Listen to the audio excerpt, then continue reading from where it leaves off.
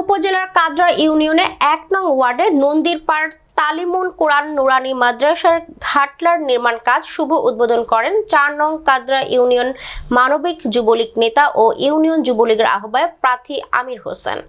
এই সময় উপস্থিত ছিলেন মাওলানা রহমত উল্লাহ, অত্র মাদ্রাসার সাধারণ সম্পাদক ওমর ফারুক রাশেদ, কোষাধ্যক্ষ ছিনু ভুইয়া, মসজিদের পেশ ইমাম মাওলানা শহীদুল ইসলাম সহ এলাকার গণমান্য ব্যক্তিবর্গ।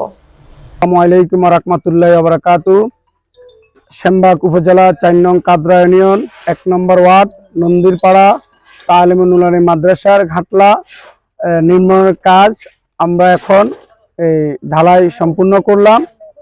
আমাদের এই ঘাটলা নির্মাণের যে বরাদ্দটা, এই বরাদ্দটা আমরা আমাদের নোয়াখালী ২ আসনের মাননীয় সংসদ সদস্য আলহাজ মুর্শেদ আলম এমপি মহোদয়ের পক্ষ থেকে বরাদ্দটা পাই। এই বরাদ্দটা দ্রুত সময়ের মধ্যে পাওয়ার জন্য সহায়তা করেছেন এমপি মহোদয়ের সুযোগ্য সন্তান শামসুল আলম সুমন ভাই।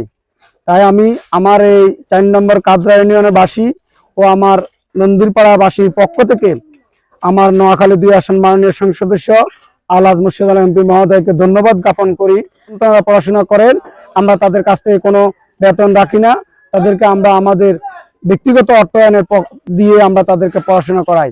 তো আপনারা যারা সমাজে বিত্তবান আছেন, আপনারা যদি একটু এগিয়ে আসেন, আমরা মাদ্রাসাটা ডেভেলপমেন্ট করতে পারবো এবং আমাদের এখানে যারা অসহায় নিরহ ছেলে সন্তান আছে তারা পড়াশোনা করতে পারে ফ্রি, আমরা তাদেরকে পড়াবো, কোনো পয়সা নিব না। তো